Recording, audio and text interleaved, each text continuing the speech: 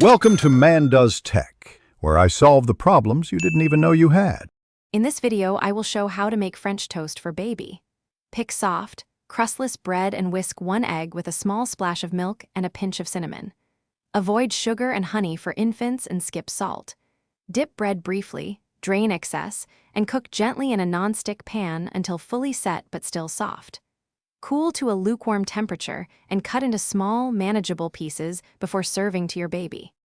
Gather simple, baby-safe ingredients: 1 egg for 2 slices, a splash of full-fat milk or breast milk, and a tiny pinch of cinnamon if your pediatrician approves.